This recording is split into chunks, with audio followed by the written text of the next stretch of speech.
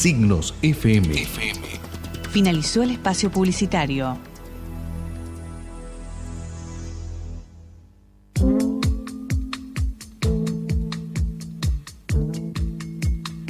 Huarpe Producciones presenta Nosotros y la actualidad. Temas de actualidad, social, médicos, adicciones y todo aquello referido a la cotidianeidad. Que es el doctor Marcos Asade. Él es especialista en psiquiatría, es psiquiatra de gastroenterología del Hospital de Gastro Bonorino Udaondo, ¿sí? Y es director del Centro de Gastropsiquiatría, que eso es lo más interesante de lo que vamos a charlar, ¿sí? CEGASPI. Él se especializa en el diagnóstico y tratamiento de los trastornos psiquiátricos que pueden asociarse a enfermedades gastrointestinales, ¿sí? A ver si está al aire el doctor Asade. Hola Marcos, buenas noches. Hola, buenas noches. Hola. ¿Cómo estás? ¿Cómo estás? Un gusto. Bien, bienvenido. Espero haberte presentado bien y no haberme olvidado de nada. No, está perfecto. Sí, leyendo todo lo que mejor uno puede y tratando de decir rápido todas las cosas que uno quiere decir. Seguramente, el tiempo es así, ¿no? Claro, sí, más que nada que bueno, uno trata de ser lo más claro posible para todos los que nos están escuchando en casa y que tengan las vías de contacto con todos nosotros, que es muy importante para todas las personas siempre poder contactarnos. No siempre la gente tiene la chance de contar con profesionales que están dispuestos a colaborar y a brindarles una amena charla y una explicación sencilla, ¿sí?, de lo que les está pasando o muchas veces piensan que les pasa, y que también tenemos que hacernos cargo los médicos de que no siempre los escuchamos como se debe. Exacto, está muy bien, y eso, y a veces a la hora de transmitir, ¿no? Ser lo más escuetos y a la vez gráficos posibles. Total. Sin tecnicismo, esas cuestiones que a veces es difícil, obviamente, para mí también lo es. Ni hablar. Así que vos estás en el Udaondo, donde también tengo muchos amigos por ahí, tengo muchos amigos en común. Eso es bueno, eso es. Sí, seguro. Bueno, el mundo médico, viste que es un poco así. Es así, exacto. Es así, es chiquito y por otro lado es un mundo muy lindo. Totalmente. Y contanos un poco a todos, ¿qué es la gastropsiquiatría? ¿Sí? Porque a veces la gente piensa que en la medicina solo se estudian las cosas por separado y no que no hay ningún punto de unión ni de encuentro de las cosas. Totalmente, es una buena observación esa. En realidad, bueno, la gastropsiquiatría está aunando dos grandes aparatos o grandes sistemas, que es la psiquiatría y la gastroenterología.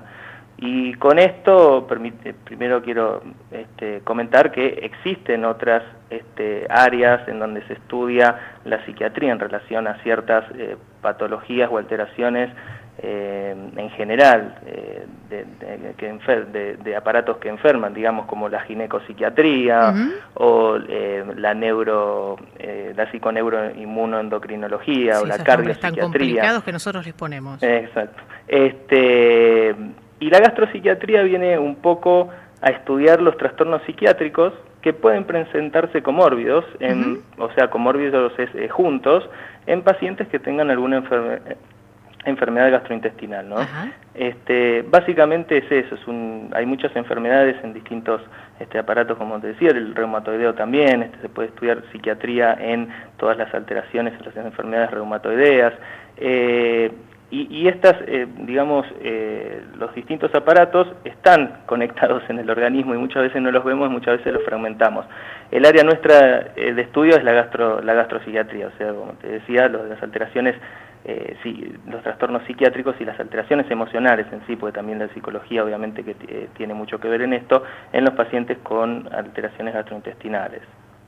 Acá lo que es el colon irritable tiene mucho que ver con las cuestiones emocionales y con las cuestiones, todo el estado mental de la persona. Si bien, obviamente, ahí quería llegar. Ahí está. No decimos que ni el estrés ni el estado mental es lo que enferma, porque no vamos a ser reduccionistas en eso, y tampoco fanáticos, digamos, pero sí que el estado mental, la predisposición, el medio ambiente son factores que vulnerabilizan al sujeto a la hora de enfermar, ¿no? Exactamente, sí. ese un poco también fue de donde lo estuvimos charlando otra vez. Bueno, en lo personal, yo hago medicina ayurvédica y te podrás imaginar que para mí la asociación que existe entre una parte y otra, sí, es enorme. Exacto. Porque, sí. bueno, justamente vamos dejando de ver a la persona como si fuera un órgano, sí, la vemos todos como si fuera como si fuera, no, como lo que somos, ¿no es cierto? Individuos completos, complejos y completos, sí, donde no podemos dejar de atender ni desatender de las diferentes partes de cada individuo. Estoy totalmente de acuerdo, y por más que no se vea, ¿no?, unificar cuerpo y mente, por más que no esté, ¿no?, que digamos que no esté a la vista muchas veces. O que no nos lo enseñen de esa forma en la facultad, Exacto. ¿no?, desde la parte teórica. Creo que quizás estas asociaciones y estas nuevas especialidades que fueron surgiendo tienen más que ver con las necesidades que vemos nosotros en los consultorios y en las preguntas del día a día, ¿no es cierto?, que desde lo que hace a la ciencia en sí misma como tal. Sí, eso seguramente, porque creo que en algún momento la facultad o las universidades, la Facultad de Medicina va a tener que tomar en esto algún recaudo de ya de antemano, estar enseñando no de manera fragmentada, ¿no? Sí, Si bien no es fácil, pero... Sí, no, pero bueno, quizás se haga un poquito más larga la carrera, nada más, ¿no? ya que estudiamos tan poco, sí, un poco más, y bueno, de hecho seguimos estudiando siempre nosotros. Totalmente, todo Así que a ninguno de nosotros nos molestaría.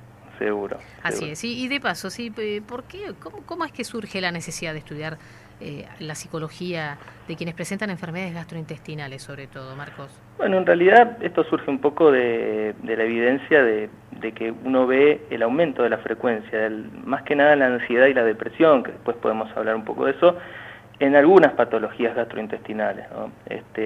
Vos como bien sabés del tema, dentro de las patologías gastrointestinales están, por ejemplo, las inflamatorias, como la colitis ulcerosa, la enfermedad de Crohn, después de la enfermedad celíaca, por otro lado, las funcionales, que en donde no hay una alteración en la estructura, sino, digamos, lo que está alterado es la función, como por ejemplo el síndrome de colon irritable, síndrome de intestino irritable o colon irritable, llamado vulgarmente. Uh-huh.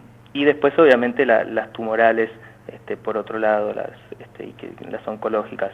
Y lo que se ha visto es que hay mayor prevalencia de ansiedad y depresión y también de estrés, ¿no?, en estas enfermedades.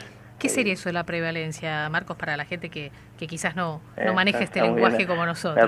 La prevalencia sería como digamos, el número de pacientes afectados en un momento dado, en una población dada.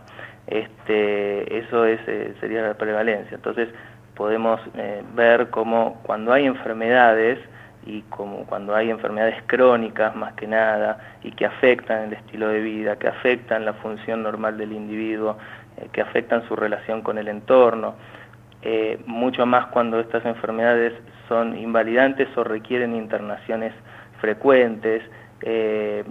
Los trastornos de ansiedad y los trastornos depresivos se ven con más frecuencia. Entonces, esto no solo en las gastrointestinales, estamos hablando de esto porque digamos, de lo que estamos, del tema que estamos tocando, pero en muchas enfermedades crónicas, más que nada aquellas que dan síntomas, uh-huh. La frecuencia de ansiedad y depresión es más alta, y creo que ahí tenemos que actuar de una manera también preventiva, desde el punto de vista preventivo, para que no se desarrollen, para disminuir los niveles de estrés y evitar que se desarrolle algún cuadro de ansiedad o depresión, y también a modo de tratamiento en caso de que se presenten, porque la verdad que cuando están estos trastornos psiquiátricos, la evolución general de la enfermedad gastrointestinal en este caso empeora o es más tórpido, digamos, más engorroso el tratamiento. Sí, estuvimos nombrando varias cosas, o sea, a mí me surge una duda que te la voy a preguntar, ¿no es cierto? Vos estás hablando de las internaciones de enfermedades crónicas, enfermedades más importantes, de sí. Personas que presentan depresiones, ¿no?, que quizás requieren internación, o de algún trastorno físico que también requiere una internación, y que el abordaje, por supuesto, es múltiple, ¿no es cierto?, de un especialista, así como sos vos, ¿sí?, en una especialidad más compleja, ¿no es cierto?, como la gastropsiquiatría. ¿Dónde suelen internarse estas personas? ¿En qué tipo de centro? Sí, en principio igual, digamos, yo estaba haciendo referencia a las enfermedades gastrointestinales que requieren internación, pero las enfermedades psiquiátricas, digamos, los trastornos psiquiátricos que requieren internación, básicamente cuando hay depresiones severas o con ideación suicida o con intentos de suicidio o trastorno por consumo de sustancias. Hay clínicas psiquiátricas que, bueno, se dedican al tratamiento y la intervención del individuo y su entorno para poder, digamos, hacer lo mayor posible para que la persona vuelva a su funcionamiento normal, ¿no? Sí. No sé si orientaba esa la pregunta. No, sí, era un poco también que marquemos que muchas veces las personas, sí, cuando están internadas en una institución clínica y que sufren de una depresión, que a veces no se le da mucha importancia, no sé si a vos te ha pasado de encontrar cosas semejantes, ¿no?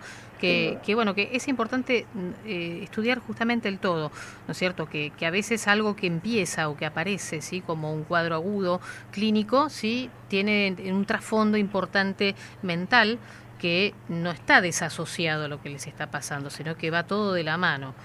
Que entonces que el enfoque tiene que ser un poco conjunto, sí, que bueno, el trabajo, cuando no existe el especialista, sí, en ambas cosas a la vez, que es importante aunque sea que el abordaje sea al paralelo. Sí, exacto, y es así como decís. Por ejemplo, la depresión es una enfermedad que, como sabemos, que es subdiagnosticada. En lo que es ambulatorio, estábamos hablando recién de internación, pero en lo que es, por ejemplo, ambulatorio, solo 1/3 de los pacientes se calcula que tienen depresión, se calcula que consultan. Y de las personas que están en tratamiento, digamos, o que tienen depresión, solo el 20% recibe tratamiento.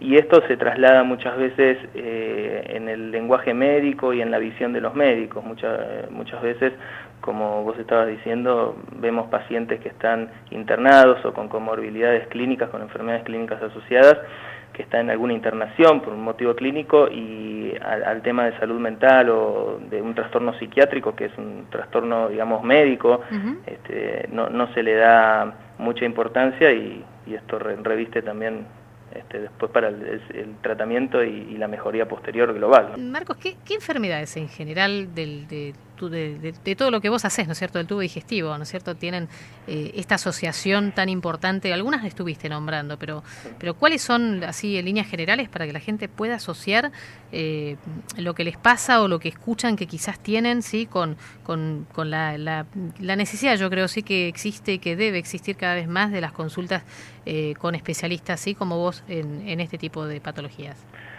Bueno, en realidad, digamos, a veces cuando decimos, uno intenta decir o enumerar, digamos, para que la gente lo comprenda bien, desde las más leves a las más graves, o de las más graves a las más leves, y a veces se encuentra que los pacientes refieren, no, lo que tengo yo es leve para la medicina, pero para mí es grave, digamos. Entonces, por eso no las voy a decir en orden, digamos, porque también es cierto lo que dicen muchos pacientes, porque en el momento en que es disfuncional, o sea, genera una disfunción y una alteración en su vida cotidiana y en la relación con los demás, por más que no sea lo que es para la medicina en sí una enfermedad grave, para la persona sí puede serlo, ¿no?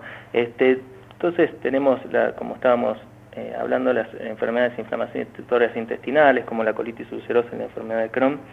En este grupo de enfermedades, básicamente el estado, obviamente, que son desencadenadas por cuestiones bien orgánicas o que están descriptas, y si bien no hay un único mecanismo ni una única hipótesis, y hay distintas hipótesis, pero lo que sí se sabe y está muy estudiado es que el estrés desempeña un rol fundamental a la hora de reagudizar, al menos, o digamos, al inicio de la enfermedad, o en las reagudizaciones, o sea, en las recaídas. Sí. En estas enfermedades los pacientes cursan con episodios de remisión, o sea, en donde están libres de síntomas, y con episodios de recaídas, que quiere decir que tienen síntomas. O sea, tienen momentos en los que están genial y que no parecería que no tuvieran ninguna enfermedad, y otros momentos en los cuales no se sienten tan bien. Exacto.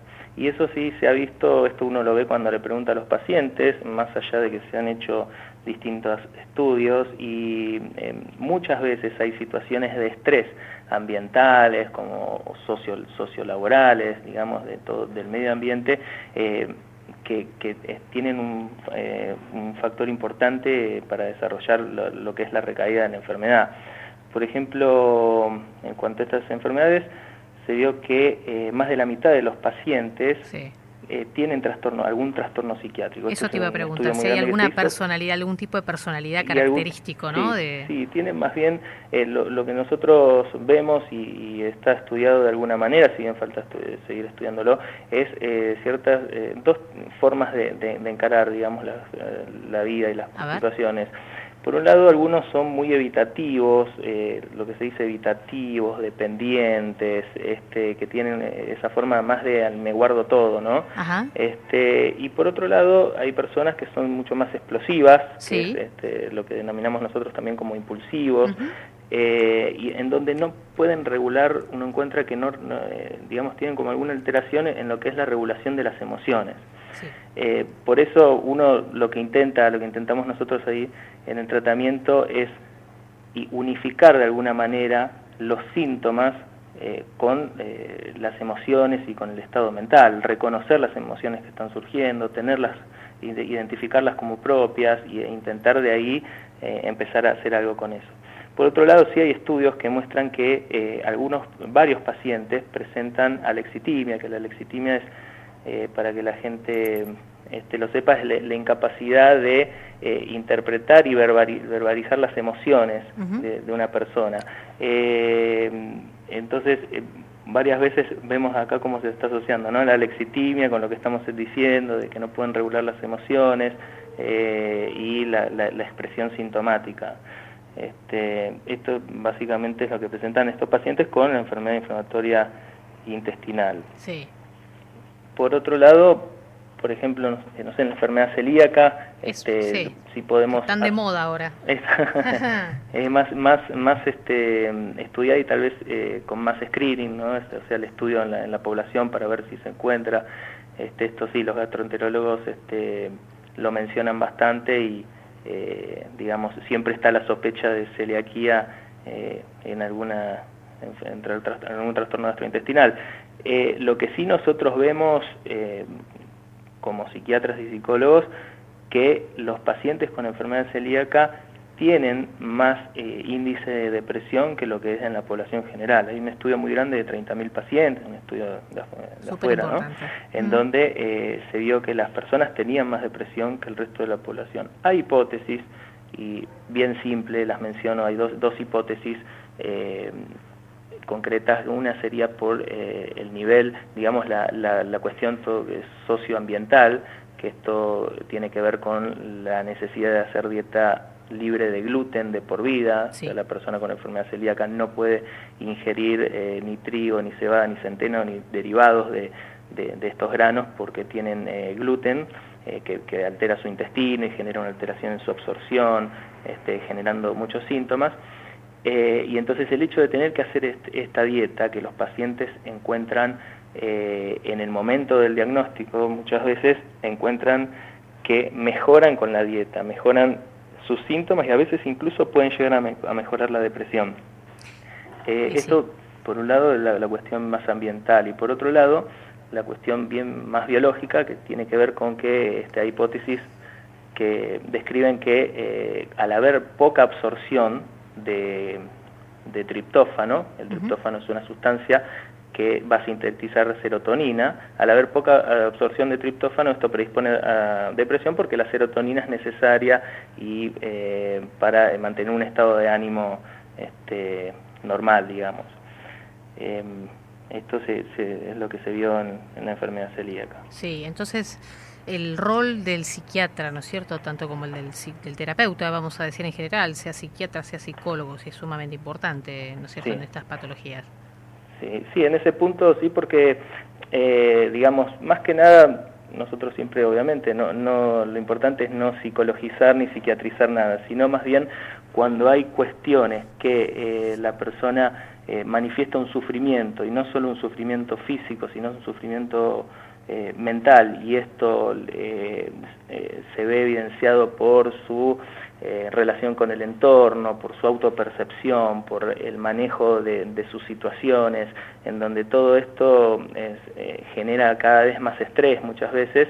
Es importante intervenir ahí, quizás desde la psicoterapia, y o en caso de que haya algún diagnóstico psiquiátrico, como más frecuentemente ansiedad o depresión, en caso de ser necesario, desde el tratamiento más con medicación.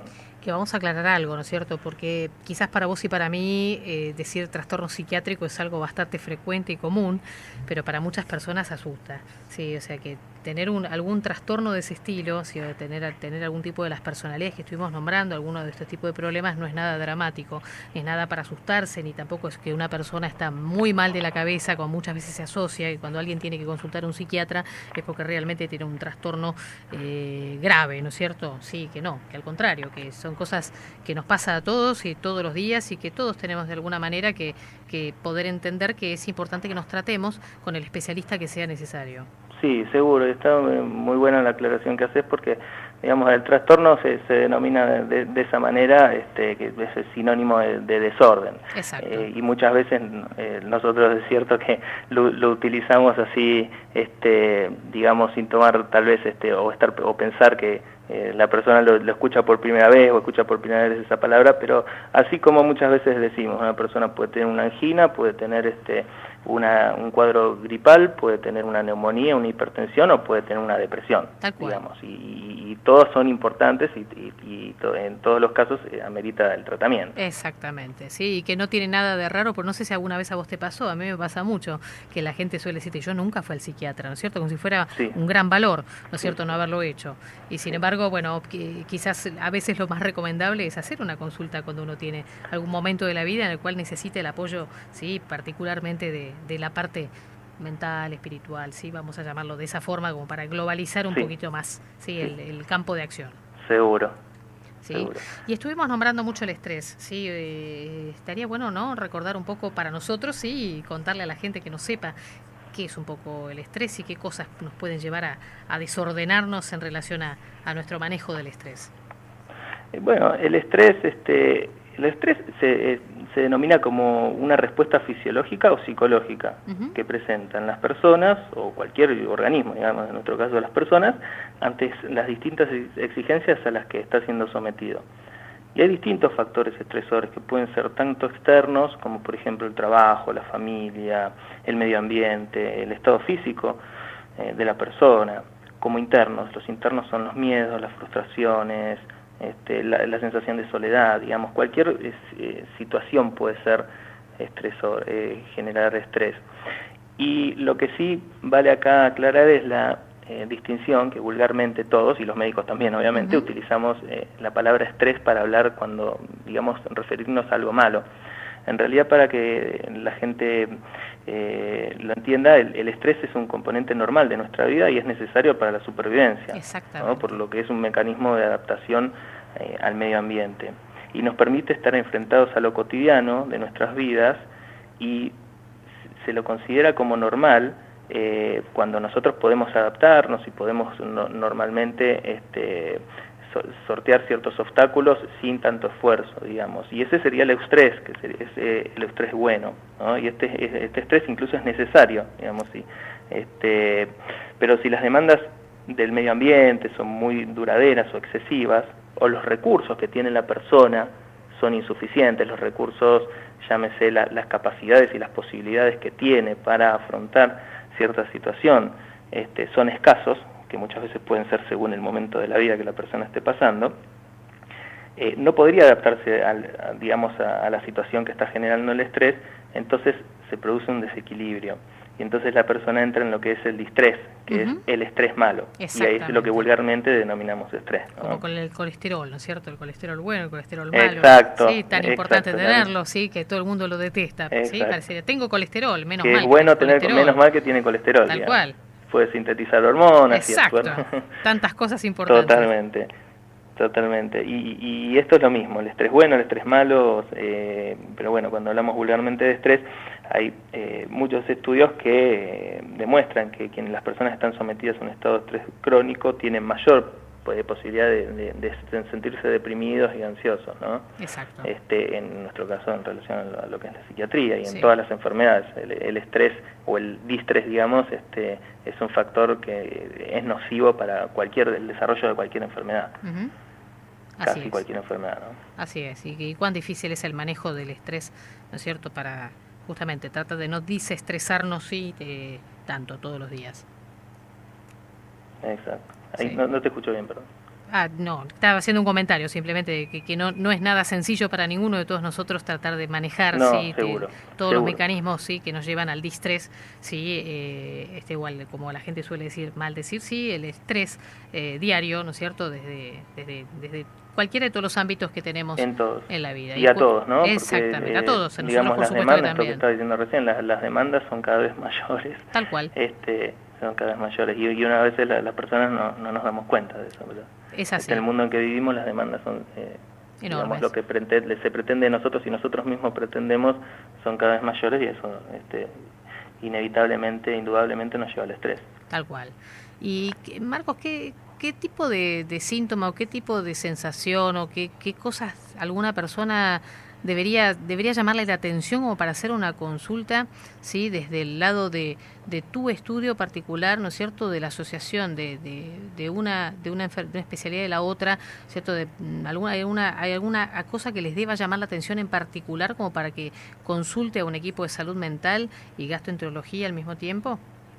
Bueno, en realidad, en nuestro caso, digamos, como nos dedicamos al tratamiento de los cuadros, trastornos, lo llamamos muchas veces síntomas emocionales o trastornos psiquiátricos, o porque, digamos, no solo es necesario un trastorno psiquiátrico, muchas veces pueden ser cuestiones cotidianas ante la adversidad de una enfermedad y en la situación de verse en la situación de cómo enfrentarlo, y con un tratamiento psicológico breve la persona puede sortear ciertos obstáculos. Pero en general hablamos de síntomas de alarma, ¿no?, en medicina muchas veces, y les decimos a los pacientes, bueno, si usted siente esto y esto.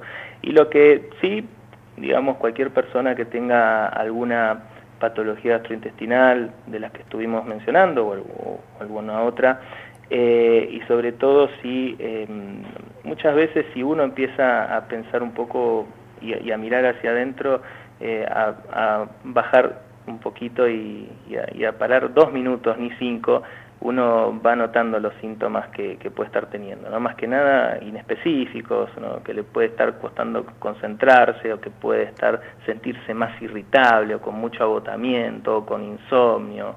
Estos son síntomas tal vez inespecíficos de estrés, que pueden ser también síntomas de algún trastorno psiquiátrico, pero no necesariamente, en donde en una persona que tenga alguna patología gastrointestinal puede estar colaborando para por lo menos el mantenimiento de esa enfermedad. Entonces, en primer lugar, cualquier síntoma de estrés en el contexto de una enfermedad así debe funcionar como una lamparita, como para que la persona piense que tal vez deba hacer algo. Y quizás lo que deba hacer es, en principio, digamos, o alguna técnica de relajación o meditación, o algunas otras cuestiones que lo ayuden a conectar con su cuerpo, y no necesariamente hacer una consulta. Pero sí es importante tener en cuenta algunos de estos síntomas para pensar en consultar si es necesario. Primero Por ejemplo, detectar, sí, exacto. Primero detectar que nos está pasando algo, como para que nos llame la atención y que empecemos a hacer algo por nosotros, ¿no es cierto? Para empezar a cuidarnos. Exacto. Autoevaluarse, digamos, y ver qué es lo que le está pasando a uno. Y a veces, y eso se hace solamente frenando, si no es el otro el que nos dice muchas veces. Sí, ¿no? Y muchas veces cuando estamos pasando este tipo de trastorno no tenemos muchas ganas que nos diga nada a nadie, sobre todo si te toca ese tipo de personalidades que vos nombraste, ¿no? El que se guarda todo o el que explota por todo. Exacto. ¿Sí? Quizás el que explota mal, ¿sí?, frente a quien lo está tratando de cuidar, y el que se guarda 3 veces más. Totalmente. Todo lo que le está pasando, ¿no? Cosa que en lugar de ayudar a resolver la enfermedad, la estaría complicando mucho más. Seguro, por eso siempre lo que, como decimos siempre en medicina, la intervención temprana es la que mejores resultados da, por lo menos a largo plazo, ¿no? Si uno Exacto. interviene tempranamente y no cuando los síntomas están totalmente floridos,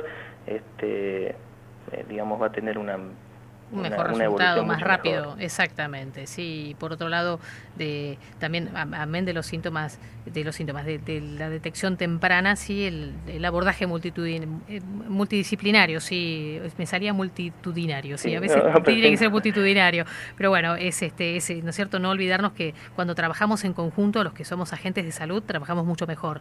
Sí, sí, la interdisciplina, muchas veces estamos los médicos corriendo, digamos, atendiendo un paciente y otro, y esto que decís es importantísimo, tomarse unos minutos para hablar con el colega y ver incluso no solo qué tiene, porque uno puede saber qué es lo que tiene, porque lo trae el paciente, porque lo trae por escrito, que sea, sino la interpretación que hace ese colega de ese paciente también es muy importante. Tal cual, el poder ver una misma manzana desde distintos ángulos, sí, que siempre nos da ópticas diferentes, sobre todo cuando cada uno de nosotros tenemos nuestro librito, ¿no es cierto? Como muchas veces los pacientes se encuentran. Exacto. Sí, exacto. y que bueno, no es que son libros desencajados uno del otro, sino que a veces son páginas de un mismo libro. Totalmente, es Sí. así. Y Marcos, la última pregunta te hago, que te haría millones, ¿no es cierto? Pero bueno, a veces no tenemos tanto tiempo para poder hacerlo. En el centro, sí, donde vos dirigís, sí, el CEGASPI, ¿qué tipo de estudios, qué tipo de tratamientos realizan ustedes? Bueno, en realidad nosotros vemos a pacientes que tengan alguna enfermedad gastrointestinal y que precisen o lo consideren los pacientes o algún colega gastroenterólogo que el paciente sería bueno que realice una consulta o un tratamiento.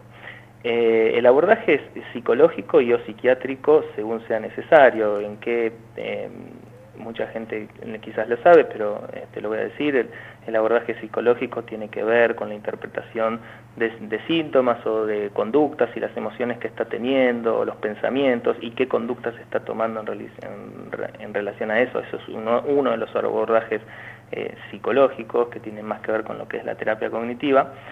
Y el tratamiento psiquiátrico consiste en caso de que haya algún trastorno, algún desorden psiquiátrico, como puede ser un trastorno de ansiedad, por ejemplo, la crisis de pánico es un trastorno psiquiátrico y no es algo grave, pero sí es totalmente disfuncional para el paciente y la verdad que la pasa mal.